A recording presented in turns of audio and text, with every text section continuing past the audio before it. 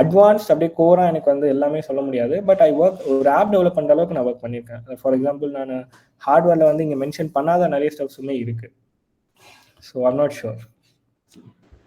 As we know, it is not easy to become CEO like you. There are failures behind success. How many years you took to come to this place?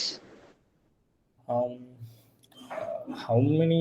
I haven't achieved anything yet. I'm still working on my passion.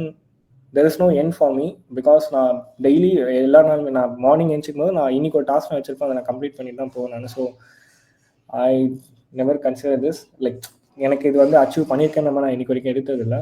But yeah, 5 years இருக்கு.